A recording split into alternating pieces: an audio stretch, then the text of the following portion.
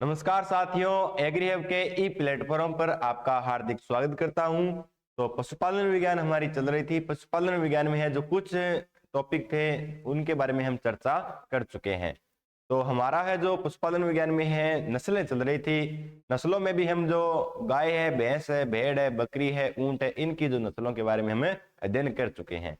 आज का जो हमारा टॉपिक रहने वाला है वह है मुर्गियों के बारे में। मुर्गियों की नस्लें, मुर्गियों के रोग और मुर्गियों का प्रबंधन। तो पोल्ट्री मैनेजमेंट भी पढ़ेंगे, पोल्ट्री डिजीज भी पढ़ेंगे, पोल्ट्री की ब्रीड्स भी पढ़ेंगे। तो क्या सर मुर्गियां भी पढ़नी पड़ती है क्या? तो हाँ बच्चों, मुर्गियां भी पढ़नी पड़ती है। पशुपालन विज्ञान के साथ साथ मुर्गियों को भी पढ़नी पड़ती है। पता है आपको कि जो मुर्गी है वो पशु नहीं है, वो क्या है बच्चों? पक्षी है। ये भी ध्यान रखना है, ठीक है ना। तो मुर्गियों के बारे में भी हम पढ़ेंगे कि इनकी कौन सी नस्लें हैं, इनके किस प्रकार से इनका मैनेजमेंट होता है, किस प्रकार से इसका आवास होता है। हमने वैसे तो आवास का पढ़ लिया है, गाय, भैंस, भेड़, बकरी, ऊंट, इनका जो आवास था, हाउसिंग मैनेजमेंट था, उसके बारे में हम पढ़ चुके हैं। आज हम पढ़ेंगे मुर्गियों का आवास। इनका जो आवास है उससे थोड़ा अलग होता है। किस प्रकार से अलग होता है वो भी पढ़ेंगे। जैसे हमने कल ऊंट पढ़ा था तो ऊंट की नस्लें भी पढ़ी थी और उसके साथ उसके रोग भी पढ़ लिए थे। तो आज मुर्गी और मुर्गी के रोग एक साथ ही पढ़ लेंगे। फिर जो गाय, भैंस, भेड़, बकरी है उनके जो रोग है वो हम अलग से एक क्लास में फिर देख लेंगे। तो ज्यादा वक्त न लगाते हुए स्टार्ट करते हैं। मुर्गी की नस्लों के बारे में सबसे स्टार्ट करते हैं। मुर्गी के बारे में सबसे पहले हम देखते हैं मुर्गी की सामान्य जानकारी, है ना। हमने कोई भी नस्ल पढ़ी है उस नस्ल की सामान्य जानकारी जरूर पढ़ी है। जैसे हमने गाय पढ़ी है तो गाय का वैज्ञानिक नाम क्या होता है? बोस इंडिकस और बोस टार्सस। भैंस का नाम क्या होता है? बुवेलिस बुवेलिस। भेड़ का नाम क्या होता है? ओविस एरिस। बकरी का नाम क्या होता है? केप्रा हिरकस। ऊंट का नाम क्या होता है? कैमेलिस ड्रोमेडेरियंस, कैमेलिस बैक्टेरियंस। उसी प्रकार है जो मुर्गी का नाम क्या होता है, तो वो भी आपको पता है क्या नाम होता है बच्चों?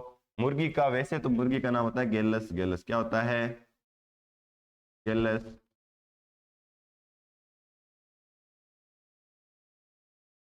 गेलस। गेलस।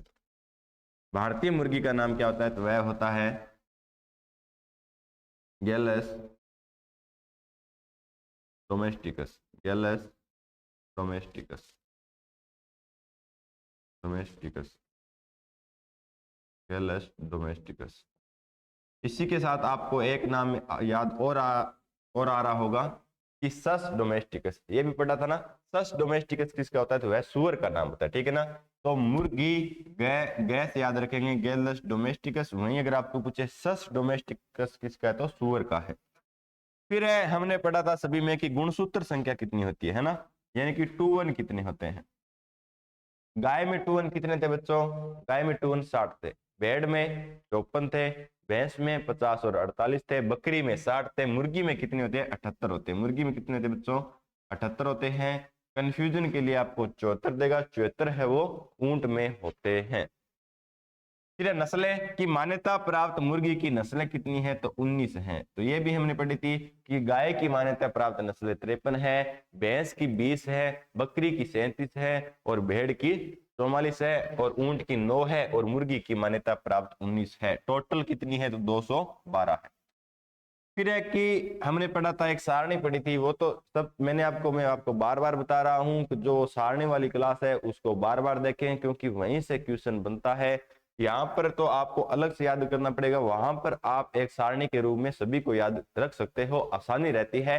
2 3 बार उसको पढ़ोगे तो याद हो जाएगी और वो सारणी बहुत ही इंपॉर्टेंट है। तो वही बातें वापस रिपीट हो रही है कि मुर्गी का नवजात बच्चा क्या कहलाता है? तो मुर्गी का नवजात बच्चा चिक कहलाता है। क्या कहलाता है बच्चों? चिक कहलाता है। और मुर्गी का मांस चिकन कहलाता है ना। तो मुर्गी का मांस क्या कहलाता है? चिकन। क्या कहलाता है बच्चों? चिकन। अब मैंने एक बात आपको और बताई थी कि जो मुर्गी का मांस होता है वह सफेद मांस होता है। कैसे होता है बच्चों? मुर्गी का मांस सफेद मांस होता है, अन्य का मांस लाल होता है। और ये याद रखना, मुर्गी का मांस सफेद होता है, अन्य का मांस लाल होता है। लाल का कारण होता है मायोग्लोबिन का, ठीक है ना, मायोग्लोबिन। फिर याद रखना कि अन्य का मांस क्या होता है? जैसे गाय का मांस बीफ होता है, भैंस का मांस बफन होता है, भेड़ का मांस मटन होता है, बकरी का मांस तेवन होता है, सुअर का मांस पोरक होता है, सुअर का जो नमकीन मांस होता है वह बेकन होता है, बछड़े का मांस व्हील होता है, ठीक है ना। तो ये बातें भी याद रखना। बदियाकृत नर क्या कहलाता है, तो जब हमने शब्दावली पढ़ी थी, टर्मिनोलॉजी, तब भी मैंने आपको बताया था। इसके अलावा जब हमने बर्डीजो मेथड पढ़े थे तब भी मैंने आपको बताया था कि मुर्गे का बदियाकृत नर है वह केपन या केपेन कहलाता है, और बहुत ही इंपॉर्टेंट नाम है ये, ठीक है ना, याद रखना कि मुर्गे का बदियाकृत नर है वह क्या कहलाता है, केपेन, ठीक है ना।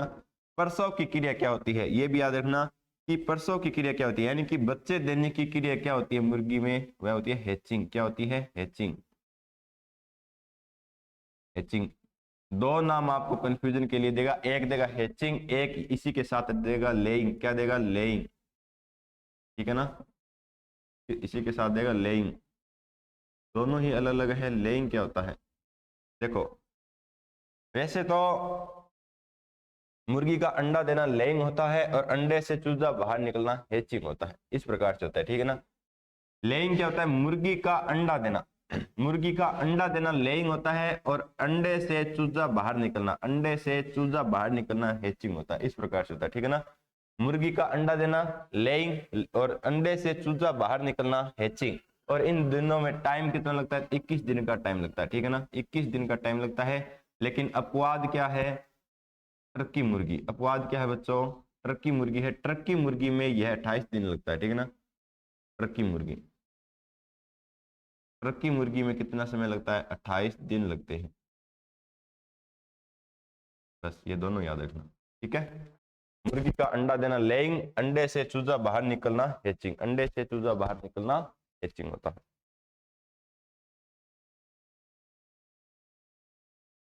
फिर क्या है कि इसका कुल क्या होता है, गाय भैंस भेड़ बकरी, इनका कुल क्या था बच्चों, बोविडी था। क्या था, बोविडी था। वहीं हमने ऊंट का पढ़ा, ऊंट का कुल कौन सा होता है, कैमेलिडी। कौन सा होता है बच्चों, कैमेलिडी होता है। उसी प्रकार है जो मुर्गी का कुल क्या होता है, मुर्गी का कुल फेशियोनिडी होता है। क्या होता है बच्चों, फेशियोनिडी होता है, या इसको बोलते हैं गेलचिडी, या इस क्या होता है, कुल गेलचिडी भी होता है, ठीक है ना, गेलचिडी, गेलचिडी, ठीक है ना, दोनों याद रखना। फिर है इसका युवा नर क्या कहलाता है, यानी कि मुर्गी का युवा नर क्या कहलाता है, कोकरोल कहलाता है, कोकरेल कहलाता है। इसकी युवा मादा क्या कहलाती है, इसकी युवा मादा पुलेट कहलाती है, और ये याद रखना पुलेट, ठीक है ना। मुर्गी की युवा मादा पुलेट कहलाती है। शरीर का तापमान कितना होता है, शरीर का तापमान कितना होता है, शरीर का तापमान 41 डिग्री सेंटीग्रेड होता है, 41 डिग्री सेंटीग्रेड होता है।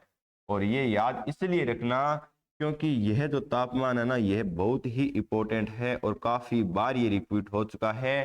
क्योंकि मुर्गी शरीर में जितनी छोटी होती है उतनी ही खोटी होती है। खोटी कैसे होती है, शरीर में सबसे कम है लेकिन शरीर में आकार में सबसे छोटी है, लेकिन इसका तापमान सबसे ज्यादा होता है। कितना होता है, 41 डिग्री सेंटीग्रेड, अन्य का नहीं होता है।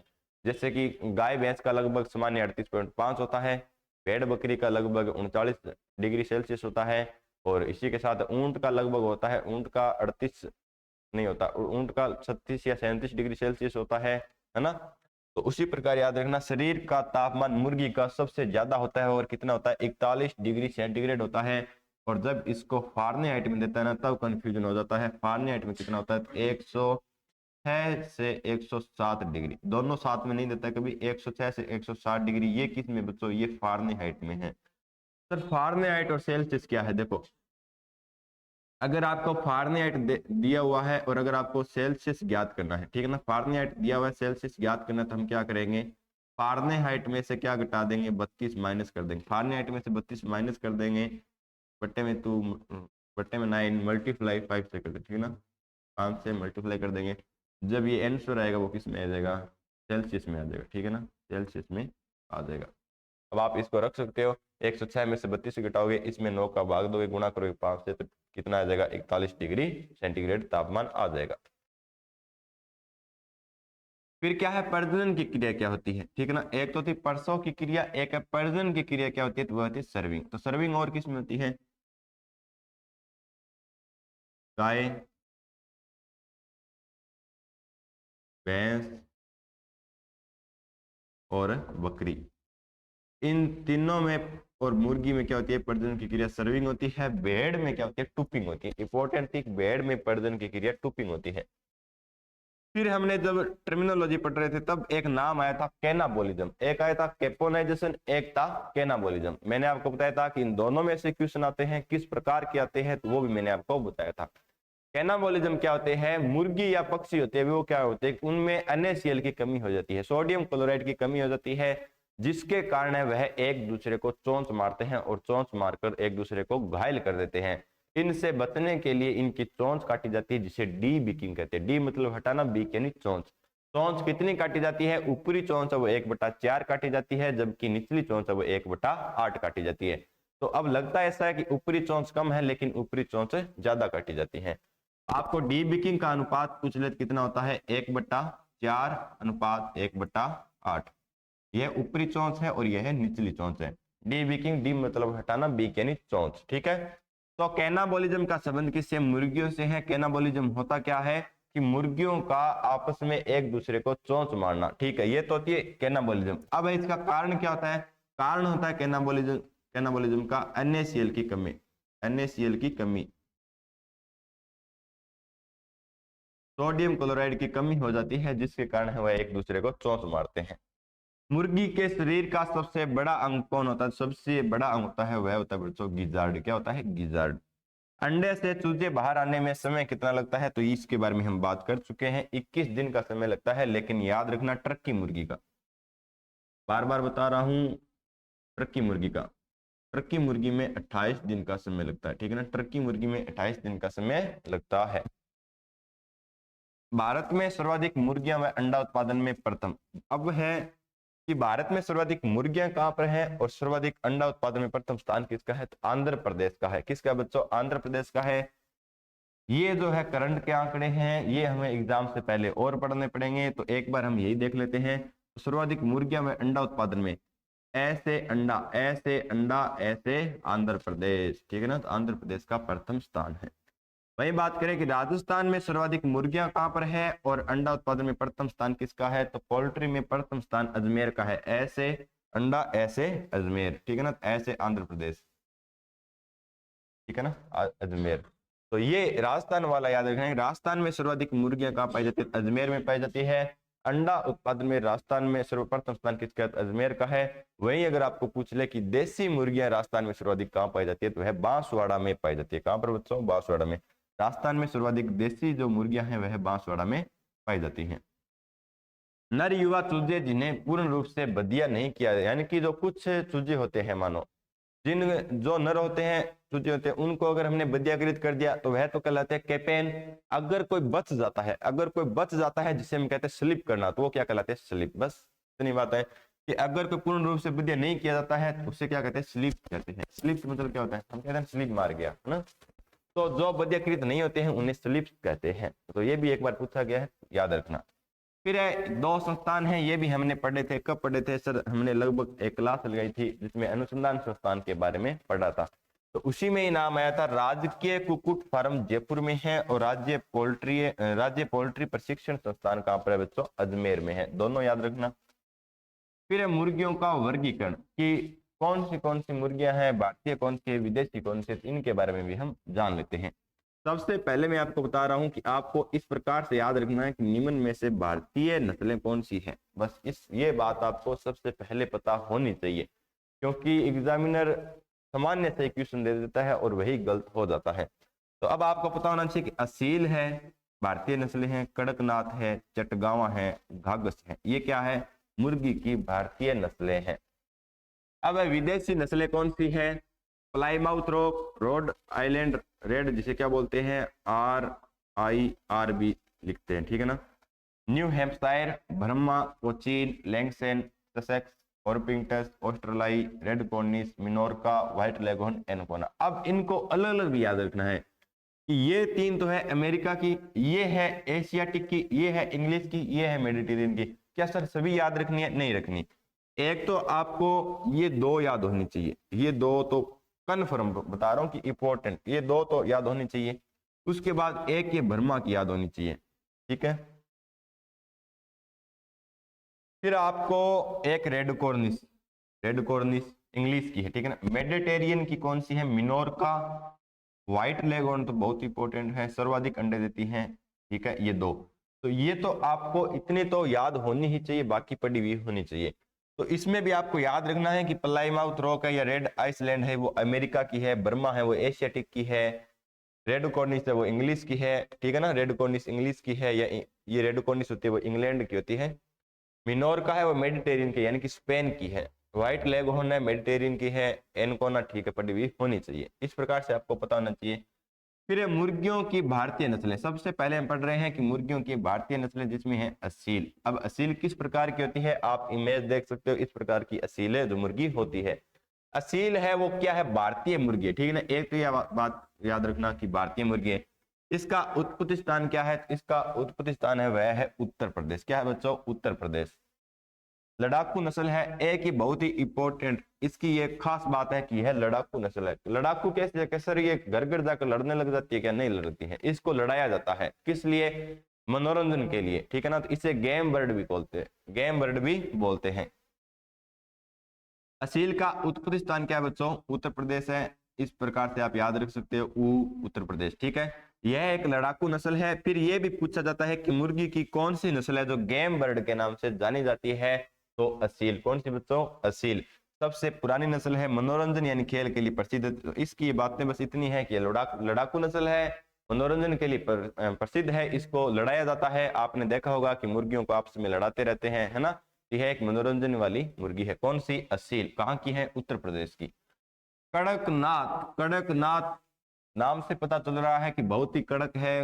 कैसे कड़क, कैसे काला, ठीक है ना, काली मासी। इस मुर्गी का शरीर भी क्या होता है, काला होता है, और इसका मांस भी क्या होता है बच्चों, काला होता है। यह एकमात्र मुर्गी है जिसको जीआई टैग प्राप्त है, ठीक है ना, इसको जीआई टैग प्राप्त है।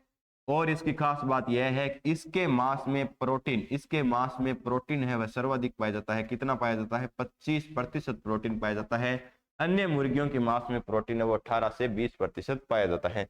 तो देख लो, नाम है कड़कनाथ, काली मासी, यानी कि इसका शरीर भी काला है, मांस भी काला होता है। अन्य का मांस मैंने आपको बता दिया सफेद होता है। उत्पत्ति स्थान क्या है कड़कनाथ का, तो मध्य प्रदेश है, एमपी है। राजस्थान के बांसवाड़ा जिले में पाई जाती है। अब मैं आपको बार बार बता रहा हूं कि आप राजस्थान का मैप का बहुत ही जरूरी होना है कि आपको मैप आना चाहिए, क्योंकि अब आपको पता है इस प्रकार से यहाँ पर क्या है, एमपी है ना, यहाँ पर पूर्वी, यहाँ पर दक्षिणी दिशा है। तो ये कहाँ पर पाई जा रही है, यह बांसवाड़ा में पाई जा रही है। तो कहीं ना कहीं तुक्का मारे तो भी यहाँ पर कहीं हड़ौती क्षेत्र है, यहाँ पर मारे, कहीं ऐसा नहीं है कि कड़कनाथ कहाँ पाई जा रही है, बीकानेर में पाई जा रही है, जोधपुर में पाई जा रही है ना। तो ऐसा नहीं होना चाहिए। उत्पत्ति स्थान क्या है, मध्य प्रदेश है। राजस्थान का बांसवाड़ा जिला है। एमपी का झाबुआ जिला यहाँ पर पाया जाता है। तो एमपी का भी यहाँ पर झाबुआ जिला है। शरीर व मांस दोनों का रंग काला होता है। कारण क्या होता है, मायोग्लोबिन के कारण। तो बहुत ही इंपॉर्टेंट बात है, कड़कनाथ जो मुर्गी है उसका रंग भी काला होता है, मांस का रंग भी काला होता है। कारण मैं आपको बार बार बता दिया है कि मायोग्लोबिन के कारण होता है। इसके मांस में लोहा की मात्रा ज्यादा होती है। अब आपको पता है कि आयरन की मात्रा ज्यादा होगी तो रंग कैसा होगा, काला होगा। तो इसके मांस में लोहे की मात्रा, अब लोहे का जरूरी नहीं है वो लोहा देगा, वो क्या लिख देगा, आयरन। अब आपको सर ये तो करा ही नहीं था, आयरन क्या लिख देगा, अफी, ठीक है ना। तो ये भी हमें देखो कुछ कॉमन सेंस भी लगाना पड़ता है, ठीक है ना। तो इसके मांस में लोहा की मात्रा ज्यादा होती है। मांस में प्रोटीन कितना होता है, तो कड़कनाथ के जो मुर्गी है उसके मांस में प्रोटीन 25% होता है, ठीक है ना, 25% से ज्यादा ही होता है।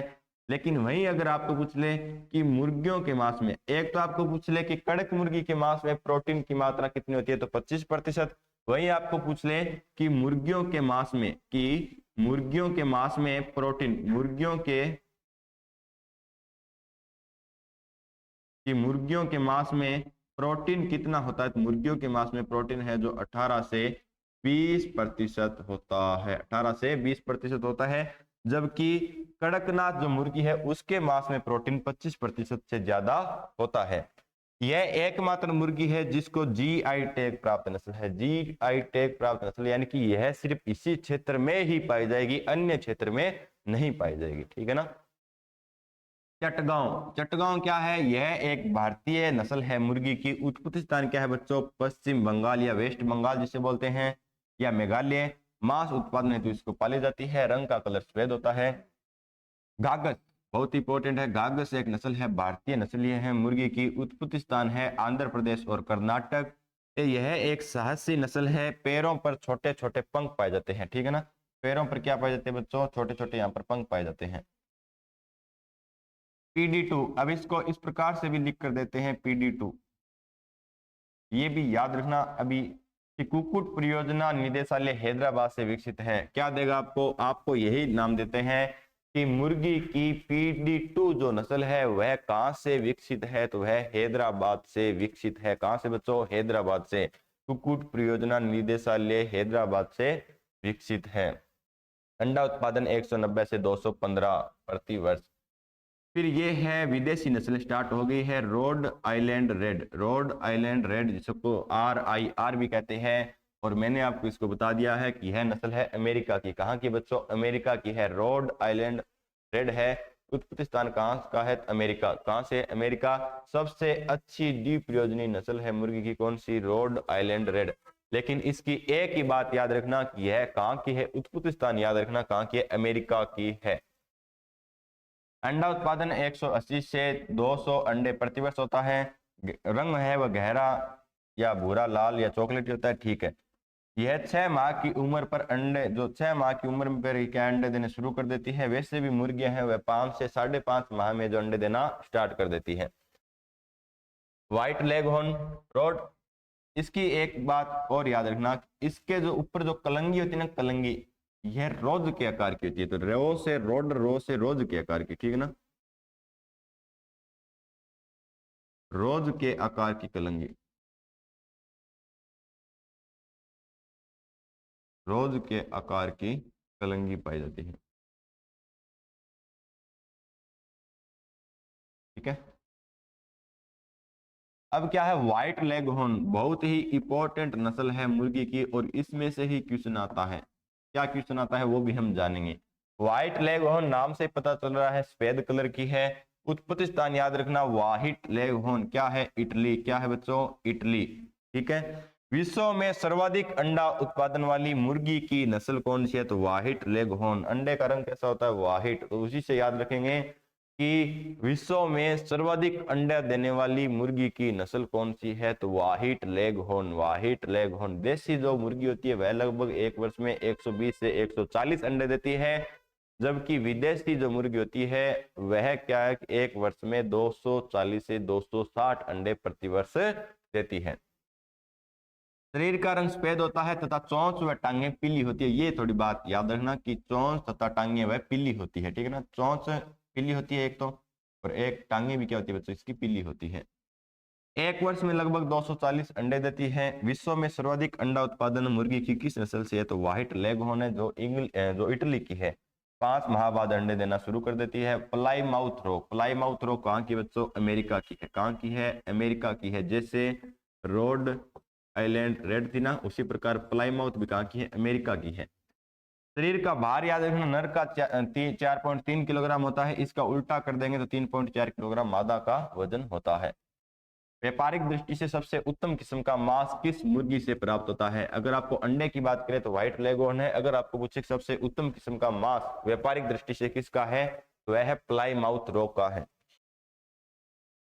ब्रॉयलर हेतु प्रसिद्ध है। अब ब्रॉयलर सर क्या होता है, ब्रॉयलर क्या होता है, जिन मुर्गियों को हम मांस के लिए पालते हैं उन्हें ब्रॉयलर कहते हैं, जिन मुर्गियों को हम अंडों के लिए पालते हैं उन्हें लेयर्स कहते हैं।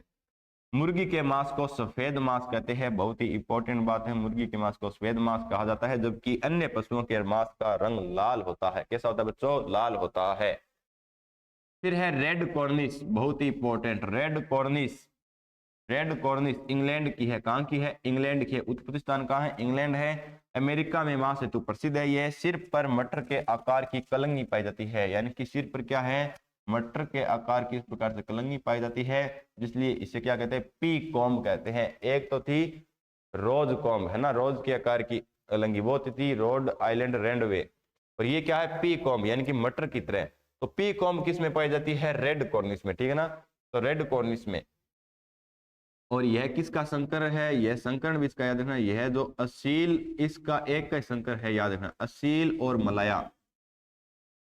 असील और मलाया ये मुर्गी की नस्ल है, इनका संकर करवाया गया तब रेड कॉर्निश हुई। अब है मिनोरका। मैस है मिनोरका। एक हमने भेड़ की नस्ल पढ़ी है, कौन सी बच्चों, मेरिनो। कौन सी, मेरिनो। सर मेरिनो का यहाँ पर क्या संबंध है? संबंध ऐसे है कि मेरिनो का भी उत्पत्ति स्थान आपको याद रखता है स्पेन है, जबकि मिनोरका का भी स्पेन है, बस इतना ही याद रखना। मिनोरका का उत्पत्ति स्थान कहाँ पर है? स्पेन है, और मेरिनो का भी स्पेन है, दोनों ही इंपॉर्टेंट है। मेरिनो का उत्पत्ति स्थान बहुत ही इंपॉर्टेंट है। अगर यहाँ पर स्पेन नहीं देता है तो यहाँ पर क्या देता है? फ्रांस देता है। क्या देता है बच्चों? फ्रांस। उत्पत्ति स्थान क्या हो जाएगा? स्पेन। सबसे छोटी मुर्गी की नस्ल है कौन सी? मिनोरका। कलंगी में 6 नोक पाई जाती है, कलंगी में 6 नोक पाई जाती है, इस प्रकार से 6 नोक पाई जाती है, ठीक है ना। अंडा उत्पादक 150 प्रति अंडे 150 अंडे प्रति वर्ष। बड़े आकार के अंडे देने के लिए प्रसिद्ध कौन सी मुर्गी की नस्ल है? तो मिनोरका, लेकिन शरीर में क्या होती है? छोटी होती है। अंडे का कवच किसका बना होता है? ऐसा नहीं है कि मिनोरका का ही हम बात कर रहे हैं, सभी का बात करेंगे। जो अंडे होता है, अंडा होता है, उसका कवच है वो किसका बना होता है? तो मुर्गी के अंडा का कवच होता है वो कैल्शियम कार्बोनेट का बना होता है, CaCO3, ठीक है ना। CaCO3 जरूरी नहीं है वो आपको हिंदी में देगा, इस प्रकार से भी दे सकता है। CaCO3 का बना होता है कितना? 94%। कितना बच्चों? 94%। 8 से 12 सप्ताह के चूजों को क्या कहते हैं? ब्रॉयलर कहते हैं। मैं आपको बार बार बता रहा हूँ, ब्रॉयलर क्या होते हैं? जिनको हम मांस के लिए पालते हैं उन्हें ब्रॉयलर कहते हैं, जिनको हम अंडे के लिए पालते हैं उन्हें लेयर्स कहते हैं। अंडे के आंतरिक गुणों को अध्ययन किसकी सहायता से की जाती है? कैंडलर की सहायता से। और ये बहुत ही इंपॉर्टेंट है कि अंडे के आंतरिक गुणों का अध्ययन किसकी सहायता से किया जाता है? कैंडलर, जिसे हम बोलते हैं मोमबत्ती। सर मोमबत्ती से कैसे? तो मोमबत्ती को क्या करते हैं? इस प्रकार से एक गिलास लेते हैं और इस गिलास के अंदर क्या रख देते हैं बच्चों? मोमबत्ती रख देते हैं, इसके ऊपर अंडा रख देते हैं, और इसको जब जलाते हैं तो इसके अंदर जो है जो अंडा जो विकसित हो रहा है वो दिखाई देता है। अगर वह बीच में है, सेंटर में है, तब तो वह अच्छा है। अगर वह साइड में है या लाल कलर का है तो वह खराब हो चुका है ना। तो उस प्रकार से है इसकी कैंडलर की सहायता से क्या की जाती है? जांच की जाती है। तो ये याद रखना कि आंतरिक गुणों का अध्ययन है वो कैंडलर या मोमबत्ती की सहायता से की जाती है। मुर्गी के अंडे का हैचिंग किस तापमान पर करते हैं? तो 37.5 डिग्री सेल्सियस पर। अंडे की जर्दी का मध्य में स्थिर रखने का कार्य कौन करता है? तो चलेजा करता है। अंडे से चूजे में फैलने वाली बीमारी है एक बहुत ही इंपॉर्टेंट है, ठीक है ना, कि अंडे से चूजे में फैलने वाली बीमारी कौन सी है? तो कौन सी? ल्यूकोसिस। कौन सी बच्चों? ल्यूकोसिस। मुर्गी पालन प्रशिक्षण संस्थान कहां पर है? बेंगलोर में है। फिर ये जब हमने इंस्टीट्यूट पढ़े थे उसमें हम बात कर चुके हैं। केंद्रीय पक्षी अनुसंधान संस्थान कहां पर है? इज्जत नगर बरेली यूपी में। इज्जत नगर यूपी में केंद्रीय पक्षी अनुसंधान संस्थान, सेंट्रल एवियन रिसर्च जिसे बोलते हैं, ठीक है ना। मुर्गी पालन परियोजना निदेशालय कहां पर है? हैदराबाद में है। मुर्गियों का चोंच का कुछ भाग काट देने की क्रिया को क्या कहते हैं? डी बिकिंग कहते हैं। डी मतलब होता है हटाना। डी मतलब क्या होता है बच्चों? हटाना। बीक मतलब क्या होता है? चोंच। कितनी काटी जाती है? तो ऊपरी चोंच 1/4 अनुपात में निचली चोंच 1/8। ऊपरी चोंच वो ज्यादा काटी जाती है, निचली चोंच है वो कम काटी जाती है। कारण क्या होता है? कैनाबोलिज्म। मांस हेतु पाली जाने वाली मुर्गियां हैं उसमें क्या कहते हैं? ब्रॉयलर्स कहते हैं। मुर्गी पालन व्यवसाय के कुल व्यय का आहार पर होने का वाला औसतन व्यय 60 से 70%। ये क्या कह रहा है कि मुर्गी पर अगर हम 100 रुपए लगा रहे हैं तो उसमें 60 से 70 रुपए सिर्फ उसके आहार पर ही लग जाते हैं। और यही सेम कंडीशन किस पर होती है? ऊंट पर भी होती है। रासायनिक विधि द्वारा बदियाकृत करने के लिए हार्मोन काम में लेते हैं। ये जब हमने पढ़ा था केपोनाइजेशन। क्या पढ़ा था बच्चों? केपोनाइजेशन। केपोनाइजेशन में क्या होता है कि एक हार्मोन काम में लिया जाता है डाई इथाइल स्टिलवेस्ट्रोल। कौन सा? डाई इथाइल स्टिलवेस्ट्रोल एक हार्मोन होता है। यह जो हार्मोन होता है यह होता है मादा पक्षी का। किसका होता है बच्चों? यह मादा पक्षी का हार्मोन होता है। और इस हार्मोन को क्या करते हैं कि नर जो मुर्गा होता है उसके गर्दन के पास चीरा लगाकर उसकी एक टेबलेट होती है उसको रख देते हैं, जिसके कारण उसके जो भी हार्मोन है नर के वो क्या, यानी कि ये क्या है? मादा का हार्मोन है। ये हार्मोन क्या करेगा? जो नर के हार्मोन है उसको उदासीन कर देगा, जिसके कारण वह प्रजनन के लिए काम में नहीं आ सकता। तो रासायनिक विधि द्वारा बदियाकरण करने के लिए एक हार्मोन काम में लेते हैं। इसका नाम बहुत ही इंपॉर्टेंट है, डाई इथाइल स्टिलवेस्ट्रोल। या तो ये नाम आपको याद नहीं होगा, अगर ये याद होगा तो आप भूलोगे नहीं। इस प्रकार से ये नाम है, ठीक है ना। डाई इथाइल स्टिलवेस्ट्रोल हार्मोन ये मादा पक्षी का हार्मोन है। और अब ये क्रिया क्या कहलाती है? ये क्रिया कहलाती है केपोनाइजेशन। क्या कहलाती है बच्चों? केपोनाइजेशन। वही हमने बात की है कैनाबोलिज्म, दोनों ही अलग अलग है। केपोनाइजेशन, केपोनाइजेशन। कैनाबोलिज्म क्या होता है? मुर्गी का एक दूसरे को चोंच मारकर घायल कर देना कैनाबोलिज्म होता है। कारण क्या होता है? NaCl की कमी, सोडियम क्लोराइड की कमी हो जाती है। फिर है मुर्गियों के रोग, ठीक है ना। अब क्या है कि मुर्गियों में कुछ रोग होते हैं और रोग में से बहुत ही इंपॉर्टेंट क्वेश्चन बनते हैं। अभी हाल ही में एग्रीकल्चर सुपरवाइजर में भी बना था। तो आप इस प्रकार से मुर्गियों के रोग किस प्रकार से रहते हैं, कौन से रोग रहते हैं, वो किसके द्वारा ये फैलते हैं, तो इसके बारे में हम जानते हैं। रानीखेत, सबसे पहले रोग है रानीखेत। और रानीखेत इस प्रकार से मैं याद कराऊंगा कि आप इसको भूलेंगे नहीं, ठीक है ना। ये क्या है, अभी रानी है, नाम से पता चल रहा है क्या है, रानी है। और रानी कहाँ जा रही है, खेत में जा रही है।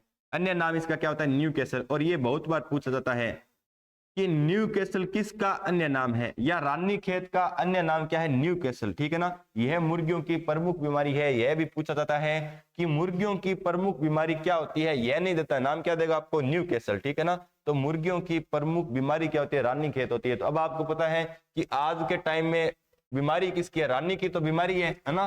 तो रानी की बीमारी है, तो इसी से याद रखेंगे। सिर्फ आपको याद रखने के तरीके से ही बता रहा हूं, अन्यथा न ले। मुर्गियों की प्रमुख बीमारी है, यह वर्षा ऋतु में सर्वाधिक होती है। यानी कि जो रानी होती है वो खेत में ज्यादा कब जाती है, जब वर्षा होती है, खेत में हरियाली छा जाती है, तब सर्वाधिक खेत में जाती है। और खेत में जाती है वह भागकर, तो अब आपको पता है कि जब दौड़ कर जाएगी तो क्या हो जाएगी, हाँफ जाएगी, है ना। उसमें सांस बार बार लेगी, जिसके कारण ये क्या है, श्वास लेते समय सीटी की आवाज आती है। तो यह भी इसकी इंपॉर्टेंट लक्षण है इसका, कि जब रानी खेत में जाती है, खेत में कब जाती है, जब वर्षा हो जाती है, वर्षा आने पर खेत है हरियाली छा जाती है।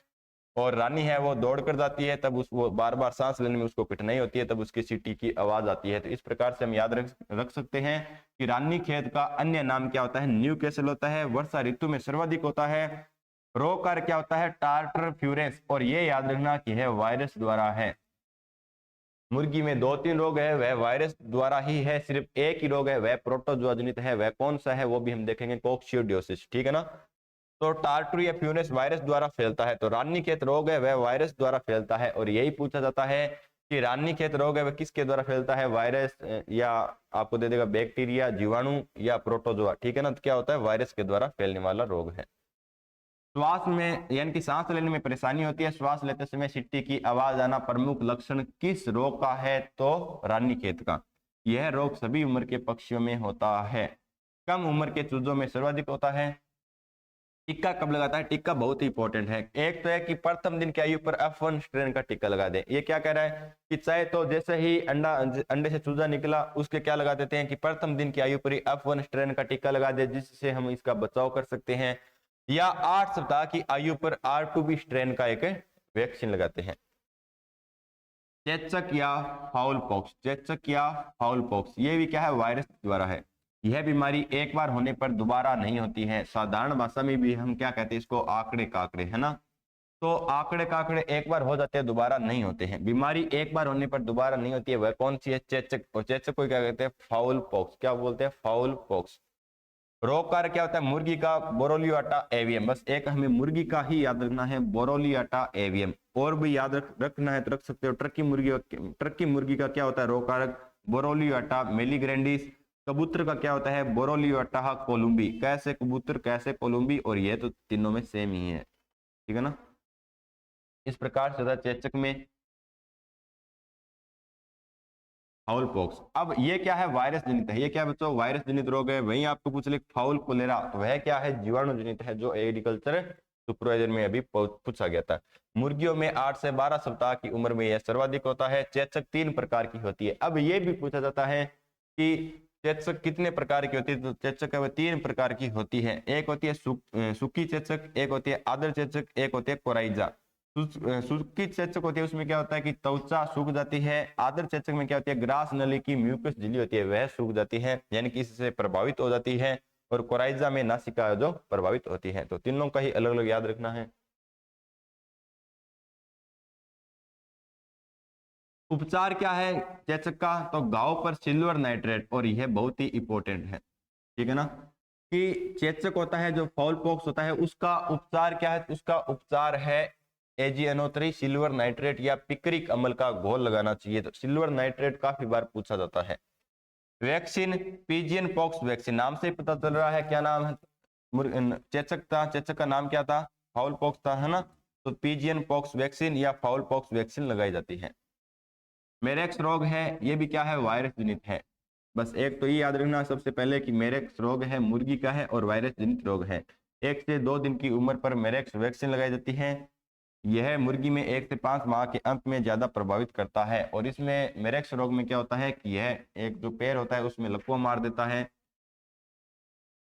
खूनी पेचिस या कोक्सीडियोसिस, ठीक है ना, खूनी पेचिस या कोक्सीडियोसिस दोनों का याद रखना। इसकी इंपॉर्टेंट बात क्या है, इंपॉर्टेंट बात यह है कि यह प्रोटोजोआ जनित है, ठीक है ना। बाकी रोग क्या थे भाई, बाकी रोग थे वायरस जनित, यह क्या है प्रोटोजोआ जनित, और यही पूछा जाता है प्रोटोजोआ जनित है बस। इसमें क्या होता है प्रोटोजोआ जनित है इमेरिया टेनिला, ये रोग कारक है इमेरिया टेनिला, इमेरिया नेक्रोट्रिक्स, इमेरिया एस्बुलिना। 3 से 12 सप्ताह की उम्र पर इस रोग का प्रभाव अधिक होता है। मुख्य लक्षण क्या है, पलक झपकाना, पक्षी को चक्कर आना। उपचार क्या है, सल्फामेथ्रिन का 0.05% का घोल। गुम्बोरो जिसे आईबीडी भी कहते हैं, इन्फेक्शन ब्यूरसल डिजीज, वायरस जनित रोग है। तो ठीक है ना, बस इतनी बात याद रखना कि गुम्बोरो रोग है वह क्या है, मुर्गी का है, और ये क्या है वायरस जनित रोग है। इसे 1957 में गुम्बोरो डेलावेयर ने पहचाना था, तो नाम से ही पता चल रहा है। बर्ड फ्लू, एक है बर्ड फ्लू, एक होता है आई फ्लू। आई फ्लू तो होता है इंसान में, ये क्या है बर्ड फ्लू, तो कंफ्यूजन नहीं होना है। यह एवियन इन्फ्लुएंजा H2 वायरस नामक वायरस के कारण होता है। तो बर्ड फ्लू भी किसके कारण हो रहा है बच्चों, वायरस के कारण ही हो रहा है। और वायरस कौन सा है, एवियन इन्फ्लुएंजा H2 वायरस। यह बीमारी मुर्गियों के आंतरिक अंगों को प्रभावित कर 48 घंटों में 100% तक मुर्गियों को खत्म कर देती है। इतनी भयंकर बीमारी होती है। अंडों के माध्यम से चूजों में फैलने वाली बीमारी कौन सी होती है, ये हम पढ़ चुके हैं, ल्यूकोसिस। कौन सी होती है बच्चों, ल्यूकोसिस होती है। फिर ये जो भी है विटामिन की कमी के कारण या पोषक तत्वों की कमी के कारण रोग होती है, यह बहुत ही इंपॉर्टेंट रोग है।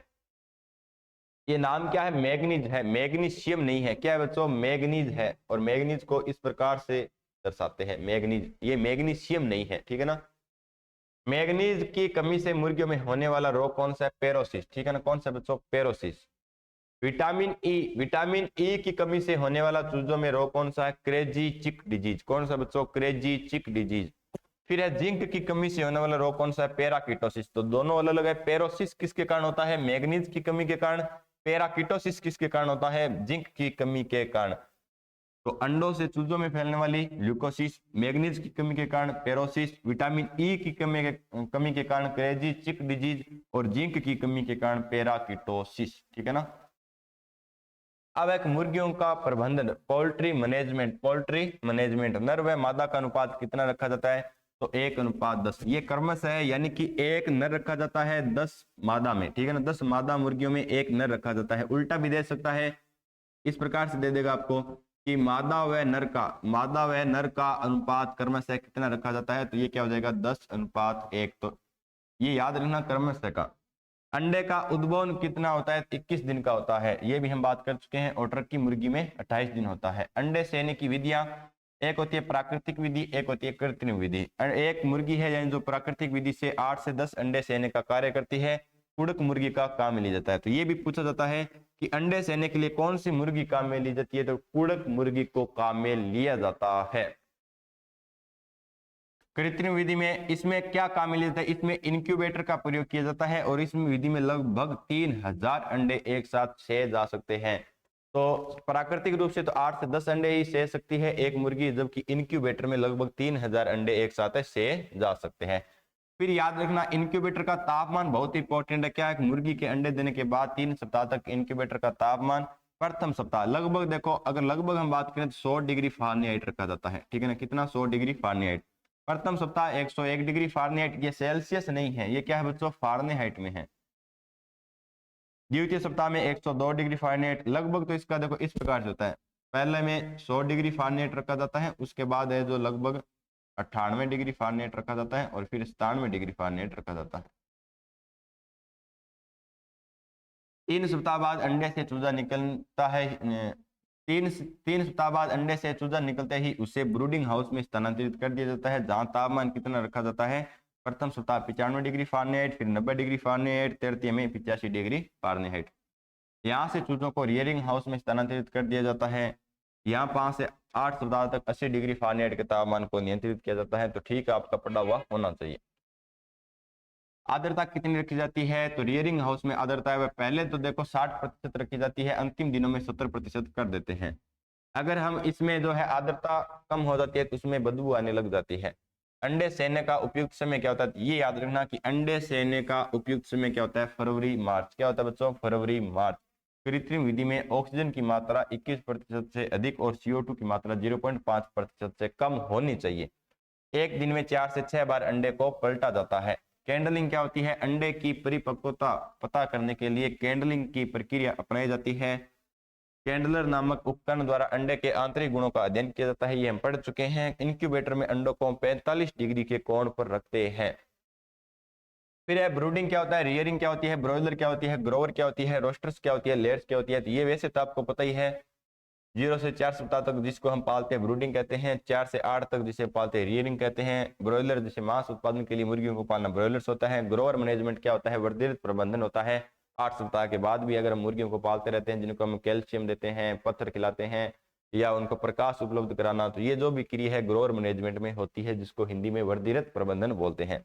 रोस्टर्स क्या होती है कि 6 से 8 सप्ताह तक की जो मुर्गियां होती है उसे हम मांस के लिए पालते हैं, उसे रोस्टर्स कहते हैं। लेयर्स क्या होते हैं? अंडे देने वाली मुर्गियों को लेयर्स कहते हैं। ब्रूडिंग क्या होती है? याद रखना ये जो सारणी है ना, ये इंपॉर्टेंट है कि ब्रूडिंग क्या होती है? 1 से 4 सप्ताह तक मुर्गियों को पालना, यानी कि उसको कैल्शियम है जो भी खिलाना पिलाना, तो ब्रूडिंग होती है। रियरिंग क्या होती है? 4 से 6 सप्ताह तक मुर्गी को पालना। और ब्रॉयलर क्या होती है? 6 से 8 सप्ताह की जो मुर्गी होती है मांस के लिए, उसे बोलते हैं ब्रॉयलर्स। खास तौर पर मांस के लिए वजन 1.5 से 2 किलोग्राम होता है। तो अब कई बार पूछ लिया जाता है कि 6 माह की मुर्गी का तापमान 6 माह की मुर्गी का शरीर का वजन कितना होता है? तो 1.5 किलोग्राम होता है। ग्रोवर मैनेजमेंट क्या होता है? जिसे वर्धित प्रबंधन बोलते हैं। 8 से 12 सप्ताह तक मुर्गी को पालना।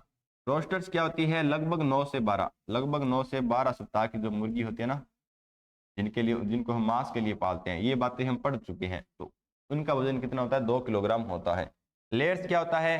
अब आपको पता है कि 22वें सप्ताह के बाद है जो मुर्गियां अंडा देना प्रारंभ करती है। 22वें सप्ताह के बाद या 5 से 5.5 महीने के बाद है जो मुर्गियां हैं अंडे देना प्रारंभ करती है, और लगभग है जो 72वें सप्ताह तक है वो मुर्गियां अंडे देती है। उसके बाद बंद कर देती हैं, जिन्हें ब्रूडी हेन कहते हैं। अंडे देने वाली मुर्गियां 22 सप्ताह से अंडे देना प्रारंभ कर देती है। कुक्कुट आवास में क्या है? पोल्ट्री मैनेजमेंट, कि उनका आवास किस प्रकार से होना चाहिए। इसकी 4 प्रणालियां होती है, यानी कि मुर्गियों को पालने के 4 प्रकार होते हैं। कौन से होते हैं? एक तो आपको सामान्य पता है कि घर के पीछे, जिसे बोलते हैं बैकवर्ड पोल्ट्री, है ना। तो घर के पीछे भी मुर्गियों को पाला जाता है। 5 से 7 मुर्गियां पालती है, जिससे एक परिवार का है जो गुजारा हो सके। जिस प्रकार से हम खेती करते हैं, तो खेती भी क्या होती है कि 2 प्रकार से होती है। एक तो जैसे कि हमारे घर में है, जैसे हमारी पूर्ति होगी और बाकी हम बेच देंगे, उससे हमारा लाभ हो जाएगा। इसी प्रकार पशुपालन करते हैं कि हम घर पर रख लेंगे दूध, बाकी को उसको हम बेच देंगे। तो एक तो हो गया घर के पीछे मुर्गी पालन। एक होता है विस्तृत प्रणाली, अर्ध सघन प्रणाली, सघन प्रणाली। इसमें क्या होता है? घर के पीछे मुर्गी पालन में क्या है कि इसमें परिवार के व्यक्तियों के लिए 5 से 7 मुर्गियों का पालन किया जाता है, यानी कि 5 से 7 मुर्गियों को ही पालते हैं, जिससे एक घर का गुजारा हो सके। इस प्रकार से मेज रहती है, ये घर है, इसमें ये 5-7 मुर्गियां हैं, तो इस प्रकार से रखते हैं। विस्तृत प्रणाली, इसको इंग्लिश में क्या बोलते हैं? एक्सटेंसिव सिस्टम, ठीक है ना। याद रखना, विस्तृत प्रणाली एक्सटेंसिव सिस्टम होती है। इस पर है जो क्या होती है, मुर्गियों पर कोई भी प्रकार का है जो नियंत्रित नहीं होती है, यानी कि बाहर घूम सकती है और वापिस आ जाती है। तो इसे भू प्रधान रीति भी कहते हैं। मुर्गी पालन में खुला चारण क्षेत्र होता है, यानी कि इस पर कोई, अब आपको पूछा जाता है कि मुर्गी पालन में कौन सी विधि में है जो मुर्गियों पर किसी भी प्रकार का नियंत्रित नहीं होता है, तो विस्तृत प्रणाली में होता है, जिसे इंग्लिश में बोलते हैं एक्सटेंसिव सिस्टम। इस प्रकार से होता है। ये थोड़ा घर हो गया, यानी कि शाम को यहाँ आ जाएगी, बाकी ये यहाँ पर घूमती रहती है और अपने आप आ जाती है। मुर्गियों में रात्रि विश्राम हेतु क्या होता है? रेन बसेरा होता है। इसमें प्रति पक्षी 1 वर्ग फीट स्थान दिया जाता है। 1 हेक्टर में 125 पक्षी व अनुकूल मौसम में 250 पक्षी रखे जाते हैं। तो सभी की हम याद नहीं रख सकते हैं। फिर है अर्ध सघन प्रणाली। इसके 2 भाग होते हैं, एक तो होती है पोल्ट्री घेरा प्रणाली, एक होती है उठाऊ मकान प्रणाली। और ये याद रखना, उठाऊ मकान प्रणाली। उठाऊ मकान प्रणाली में क्या होता है कि इसको हम एक स्थान से दूसरे स्थान तक लेकर जा सकते हैं। इमेज अब हम देख लेंगे किस प्रकार से लेकर जाते हैं।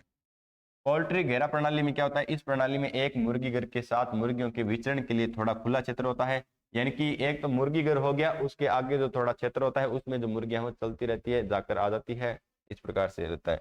50 पक्षियों तक प्रति पक्षी 270 वर्ग फीट, यानी कि 270 वर्ग फीट में एक पक्षी का स्थान दिया जाता है। अधिक पक्षियों के लिए 160 वर्ग फीट है। तो ये जो वर्ग फीट वाला है वो सबका याद नहीं रख सकते, बस पढ़ा हुआ होना चाहिए। पोल्ट्री घेरा प्रणाली इस प्रकार से होता है, ये इनका आवास है और यहाँ पर ये विचरण कर रही है। इसमें भी ऐसा होता है, ये जो थोड़ी खाली है, यहाँ पर क्या चारा है, तो यानी कि इसमें थोड़ा क्या नीचे की जो जगह है गिल्ली हो जाती है, जिसके कारण इसमें बीमारियां फैलने की भी संभावना रहती है। उठाऊ मकान प्रणाली, ये याद रखना, इसमें प्रति पक्षी 5 वर्ग फीट ही स्थान दिया जाता है। मकान का आकार है वो 20 × 5 फीट रखा जाता है। 18 से 20 पक्षियों यानी 18 से 20 मुर्गियों को ही पाली जा सकती है। किसमें? उठाऊ मकान प्रणाली में। इस प्रकार से होता है ये, इसके अंदर ही होता है, यहाँ पर ये विचरण करती है, ठीक है ना। और इसी को हम एक स्थान से दूसरे स्थान तक लेकर जा सकते हैं। सघन प्रणाली, यह 4 प्रकार की होती है। एक तो होती है गहरी बिछावन प्रणाली, जिसे बोलते हैं डीप लिटर सिस्टम। तो ये याद रखना इंग्लिश का नाम, deep litre system, deep litre system. बिछावन अहाता प्रणाली, तार फर्श प्रणाली, पिंजरा क्रम या बैटरी प्रणाली भी इसको बोलते हैं। गहरी बिछावन प्रणाली में क्या होता है, बिछावन की मोटाई याद रखना, बिछावन की मोटाई बहुत इंपॉर्टेंट है कि 6 से 12 इंच है जो इसकी मोटाई होती है, बस इतना याद रखना। जो ये सेंटीमीटर नहीं है, न ही मीटर है, बस इंच में ही याद रखना। व्यवसायिक स्तर पर कौन सी सबसे ज्यादा इंपॉर्टेंट है, याद रखना कि अब आपको पूछ ले कि व्यवसायिक स्तर पर कौन सी बिछावन प्रणाली अच्छी रहती है, तो गहरी बिछावन प्रणाली या डीप लिटर सिस्टम, और यही क्वेश्चन बनता है। आवास की बाहरी दीवार की ऊंचाई 4 फीट होती है और मुर्गी घर के लिए बिछावन है वो जिसे क्या कहते हैं, लीटर कहते हैं। बिछावन में क्या होते हैं, जो नॉर्मल जो हम भूसा है इस प्रकार से जो डालते हैं, बुरादा है, बस इसका काम लेते हैं। तो गहरी बिछावन प्रणाली में क्या होता है, 100 मुर्गियों के लिए जो स्थान है वो 20 × 15 × 10 फीट रखते हैं। 200 मुर्गियों के लिए 30 × 20 × 10 फीट रखते हैं। 500 के लिए 60 × 25 × 10 फीट रखते हैं। 1000 के लिए 100 × 30 × 10 फीट रखते हैं। तो इस प्रकार से होता है। अब आप देख सकते हो ये क्या चूजे हैं। बिछावन अहाता प्रणाली में क्या होता है, 50 मुर्गियों तक 3 वर्ग फीट पक्षी होते हैं। 50 से अधिक के लिए 2 वर्ग फीट पक्षी होते हैं। 50 मुर्गियों के लिए 8 वर्ग फीट, 100 के लिए 6 वर्ग फीट, 100 से अधिक के लिए 4 वर्ग फीट। तार फर्श प्रणाली में क्या होता है, 100 पक्षी के 2 वर्ग यानी कि प्रति पक्षी को 2 वर्ग फीट आता है। 100 पक्षी में 100 से अधिक होने पर प्रति पक्षी को 1 वर्ग फीट जो क्षेत्र आता है। अब ये क्या होता है, ये होता है इनका चारा खाने का, इसे बोलते हैं फीडर, इसे बोलते हैं होपर। क्या बोलते हैं बच्चों, इसे बोलते हैं होपर, ठीक है ना, इसे बोलते हैं होपर और इसे बोलते हैं फीडर। ये क्या होता है, फीडर। तो मुर्गी का चारा खाने का ना, इसे बोलते हैं फीडर। इसे क्या बोलते हैं, फीडर, इसे बोलते हैं फीडर।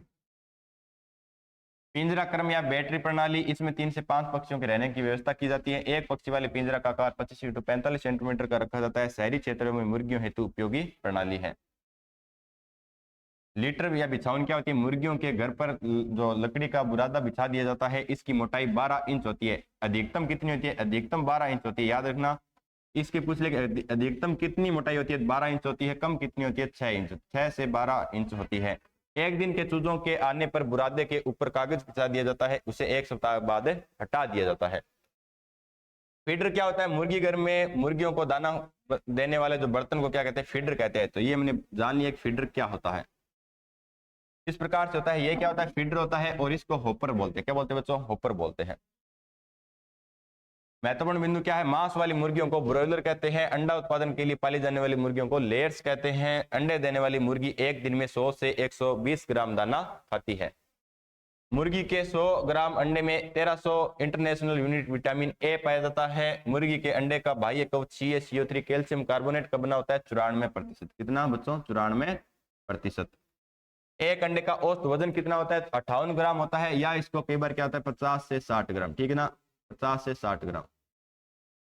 जिसमें क्या होता है 18 ग्राम जर्दी होती है। 18 ग्राम क्या होती है बच्चों, जर्दी होती है। 18 ग्राम क्या होती है, जर्दी होती है। योग होते हैं। 18 ग्राम जर्दी होती है। 36 ग्राम क्या होता है, इसमें श्वेतक होता है। ये भी थोड़ा याद रख लेना। 18 ग्राम जर्दी होती है जिसे योग बोलते हैं। वीर्य तनुकरण में हमने पढ़ा था जर्दी या योग क्या होता है। एक अंडे से 80 कैलोरी ऊर्जा प्राप्त होती है। एक अंडे में प्रोटीन की मात्रा याद रखना कि एक अंडे में कितना प्रोटीन होता है, तो 11.2% प्रोटीन होता है। अंडे के कवच में 600 से 800 छिद्र पाए जाते हैं। अंडे से चूजा 21 दिन पर निकलता है, परंतु टर्की मुर्गी में 28 दिन का समय लगता है। अंडे का पीला रंग किसके कारण होता है? ज़ैंथोफिल के कारण। बहुत ही इंपॉर्टेंट बात है कि अंडे का पीला रंग ज़ैंथोफिल के कारण होता है, दूध का पीला रंग कैरोटीन के कारण होता है, वीर्य का पीला रंग राइबोफ्लेविन के कारण होता है। तो तीनों ही मैंने आपको बताया था, वीर्य का पीला रंग है जो राइबोफ्लेविन के कारण होता है, राइबोफ्लेविन के कारण होता है। वीर्य का पीला रंग है जो राइबोफ्लेविन के कारण होता है, दूध का पीला रंग कैरोटीन के कारण होता है, और दूध का सफेद रंग कैसीन के कारण होता है, और कैसीन एक प्रोटीन है। पुलेट क्या होती है? 6 माह से कम आयु की अपरिपक्व मादा मुर्गी को क्या कहते हैं? पुलेट कहते हैं। मुर्गी के एक अंडे का औसतन उपजाऊ जीवन है जो 12 से 14 घंटे होता है। मुर्गी के शरीर का सबसे बड़ा अंग गिजार्ड होता है। अंडे का कवच कुल भार का 8 से 11% होता है। मुर्गी के शरीर में सबसे बड़ी मांस ग्रंथि यकृत होती है। नर या मादा चूजे को चिक कहते हैं, हम पढ़ चुके हैं। मुर्गियों को प्रकाश के लिए ठीक है ना, ये बहुत इंपॉर्टेंट बात है कि मुर्गियां हैं वो प्रकाश के लिए अत्यधिक संवेदनशील होती है, यानी कि ससेप्टिबल होती है, यानी कि अगर उसको कम तापमान है तो वह यानी कि उसके प्रति क्या संवेदनशील है, वह जल्दी प्रभावित होती है, रोग ग्रसित हो जाती है। संवेदनशील वही होती है यानी कि कोई रोग आया और उस पर जल्दी इफेक्ट पड़ता है। और प्रतिरोधी क्या होता है? यानी कि कोई भी रोग आया तो वह उसको सहन कर सकता है। तो ये क्या है? प्रकाश के प्रति क्या भी अत्यधिक संवेदनशील होती है, इसलिए इसके लिए प्रतिदिन, अब ये तापमान याद रखना 14 से 16 घंटा है, और आपको क्या देगा? पहला ऑप्शन देगा 12 से 14 घंटा। तो 12 से 14 घंटा नहीं है, कितना है? 14 से 16 घंटे प्रकाश की आवश्यकता होती है। मुर्गी पालन व्यवसाय में 60 से 70% जो खर्च होता है वह सिर्फ आहार पर ही होता है। फिर नेक्स्ट क्या है? देसी मुर्गियों का औसतन अंडा उत्पादन याद रखना 120 अंडे प्रति वर्ष है, जबकि विदेशी मुर्गियों का औसतन अंडा उत्पादन 240 से 260 अंडे प्रति वर्ष है। सर्वाधिक किसका है? व्हाइट लेगहॉर्न का है, और अब उसको अपग्रेड करके जो 300 अंडे प्रति वर्ष भी ले रहे हैं। अंडे सेने की कृत्रिम विधि क्या होती है? इंक्यूबेटर में काम लेते हैं, और इसमें लगभग 3000 अंडे एक साथ सेज जा सकते हैं, जबकि एक प्राकृतिक मुर्गी होती है वो है जो 8 से 10 अंडों को ही सेज सकती है। एक वयस्क जो यानी कि एक व्यक्ति होता है, एक संस्थान है ICMR जो कहां पर बच्चों? नई दिल्ली में है। ये क्या कहता है कि प्रतिदिन एक व्यक्ति को 60 ग्राम प्रोटीन खाना चाहिए। कितना? 60 ग्राम प्रोटीन खाना चाहिए। फल कितने खाने चाहिए? 120 ग्राम, सब्जी 300 ग्राम। तो ये जो 60 ग्राम प्रोटीन खाना चाहिए ना, उसमें 20 ग्राम है जो पशु जनित प्रोटीन भी होना चाहिए। तो ये याद रखना कि 60 ग्राम प्रोटीन खाना चाहिए, उसमें 20 ग्राम है जो पशु जनित प्रोटीन होना चाहिए। मुर्गी की औसत उम्र कितनी होती है? तो ये भी हम पढ़ चुके हैं, 4 से 5 वर्ष होती है। अंडे से चूजे बाहर निकलने के बाद 36 से 72 घंटे तक आहार देने की आवश्यकता नहीं होती है। पक्षियों का अध्ययन क्या कहलाता है? तो ऑर्निथोलॉजी कहलाता है। मुर्गियों में विटामिन ए की पूर्ति के लिए याद रखना कि मुर्गियों में विटामिन ए की पूर्ति के लिए क्या खिलाया जाता है? तो हरा चारा खिलाया जाता है, और हरे चारे में रिज का बरसीम पालक ये खिलाई जाती है। प्रतापधन एक नस्ल है, अभी एक नई विकसित नस्ल है। प्रतापधन किसकी है? भी मुर्गी की है, और क्या है? द्विप्रयोजनीय नस्ल है, मांस और अंडे दोनों के लिए है। यह AICRP all India coordinate research project था, जो कहां पर? एमपीयूटी आपको पता है एक यूनिवर्सिटी है, कहां पर है? उदयपुर में है।